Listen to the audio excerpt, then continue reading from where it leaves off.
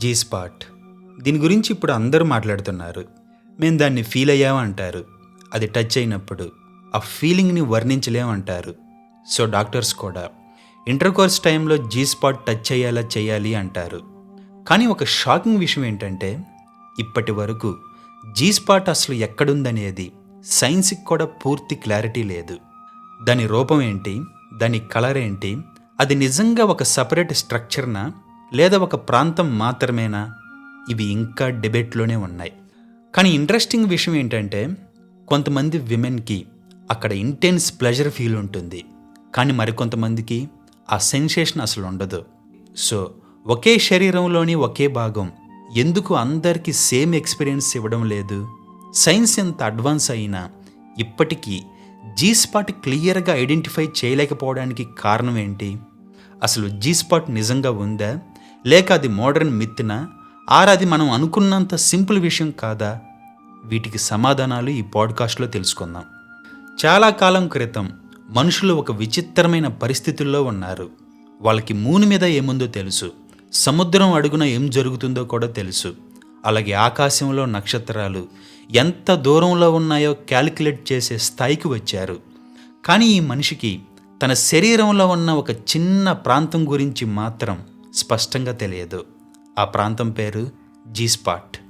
మనం G spot గురించి తెలుసుకోవాలనుకుంటే ముందుగా ప్లెజర్ గురించి తెలుసుకోవాలి. అసలు ప్లెజర్ అంటే ఏంటి, అది ఎందుకు పుట్టింది? ఈ భూమి మీద మొదటి జీవులు పుట్టినప్పుడు వాటికి కేవలం ఒక్క లక్ష్యం మాత్రమే ఉండేది, సర్వైవ్ అవ్వడం, తినడం, పెరగడం, పిల్లల్ని పుట్టించడం. అంతే, జస్ట్ అంతే. ఆ టైంలో ప్లెజర్ అనే ఫీలింగ్ లేదు, పెయిన్ అనే ఫీలింగ్ లేదు, కేవలం 2 సిగ్నల్స్ మాత్రమే ఉండేవి.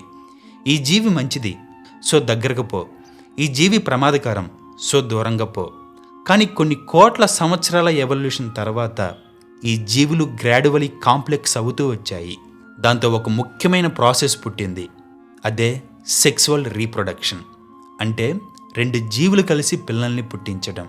కానీ ఊరికే ఎవరికంటారు, వాళ్ళకి ఒక రివార్డ్ ఉండాలి కదా.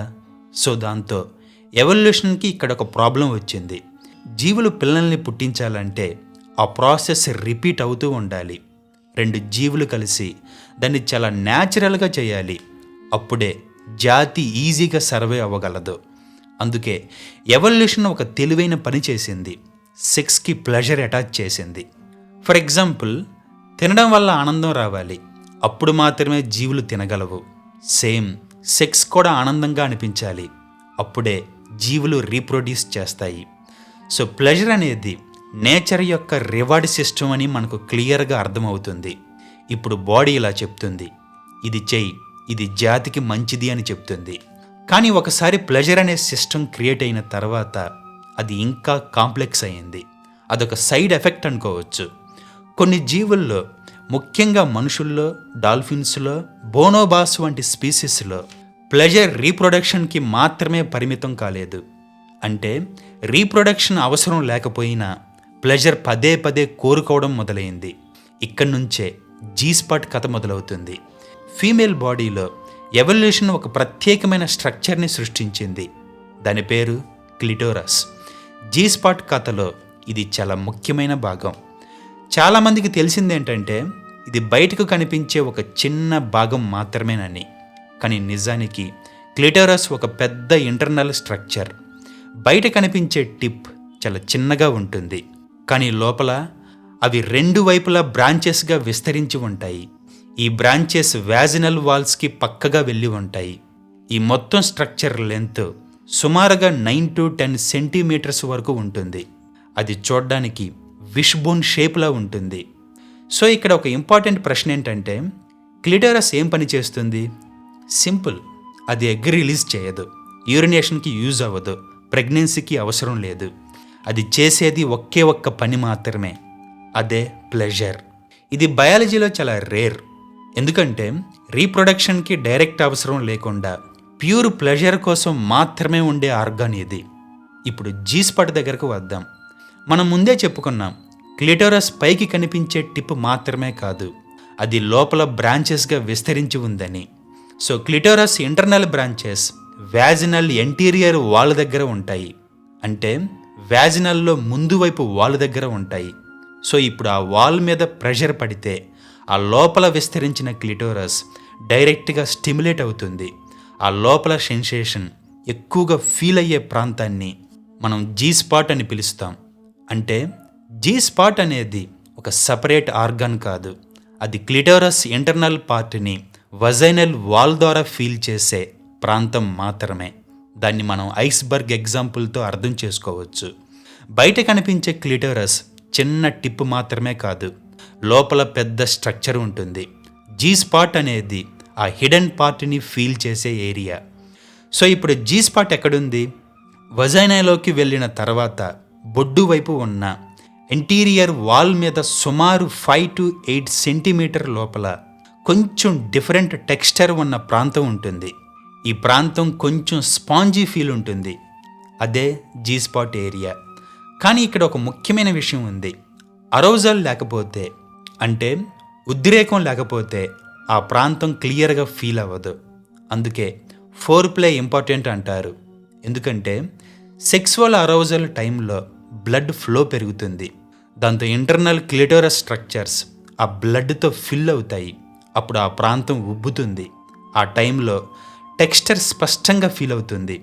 అందుకే ఉద్రేకం ఉన్నప్పుడు సెన్సేషన్ ఎక్కువగా ఉంటుంది. సో ఇక్కడ పాయింట్ ఏంటంటే ఆ ప్రాంతంలోనే ఎందుకు ప్లెజర్ ఎక్కువగా ఉంటుంది?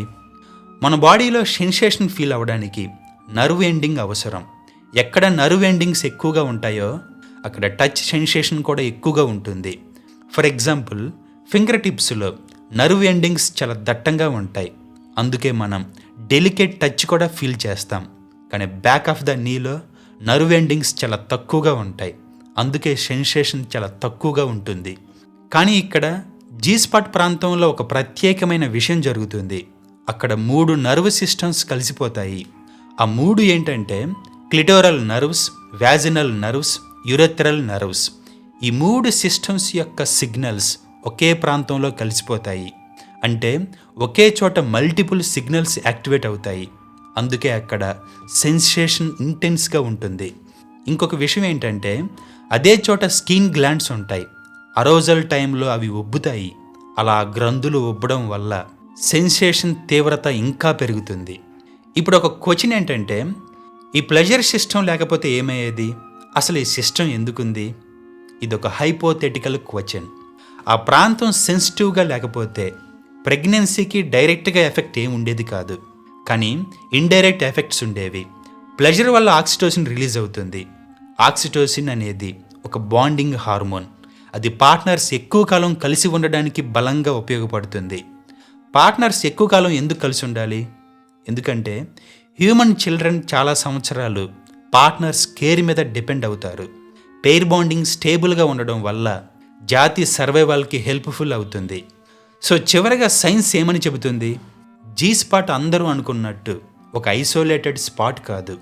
అది క్లిటోరల్, యురెథ్రల్, వ్యాజినల్ కాంప్లెక్స్ అనే ప్రాంతం. ఆ ప్రాంతం సెన్సేషన్ ఎక్స్పీరియన్స్ అయ్యే ఏరియాకి ఒక popular name G spot. G spot అనే ఒక దాన్ని గైనకాలజిస్ట్ పేరు మీదుగా పెట్టిన పేరు. అండ్ అది ప్రతి విమెన్లో ఆ ఎక్స్పీరియన్స్ సేమ్గా ఉండదు. ఎనాటమీ వేరియేషన్స్ వల్ల సెన్సేషన్ డిఫరెంట్గా ఉంటుంది. అండ్ పాయింట్ ఏంటంటే జీ స్పాట్ గురించి సైన్స్ జర్నీ చాలా ఇంట్రెస్టింగ్గా ఉంటుంది. మొదట దాన్ని ఇగ్నోర్ చేశారు, తర్వాత ఓవర్ హైప్ చేశారు, ఆ తర్వాత అసలు లేదు అని చెప్పారు. ఇప్పుడు సైన్స్ స్లోగా దాన్ని బెటర్గా అర్థం చేసుకుంటుంది. కానీ ఈ జీ స్పాట్ స్టోరీ మనకు ఒక ఇంపార్టెంట్ లెసన్ చెప్తుంది. మనిషి శరీరం గురించి మనకి పూర్తిగా తెలుసు అని అనుకోవడం అబద్ధం. ఇంకా చాలా విషయాలు తెలుసుకోవాల్సి ఉంది.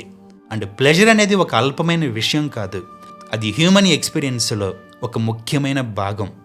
జీ స్పాట్ అనేది మిలియన్ సంవత్సరాల ఎవల్యూషన్లో హ్యూమన్ బాడీలో ఏర్పడిన ఒక ఇంట్రెస్టింగ్ బయోలాజికల్ ఫెనోమినన్.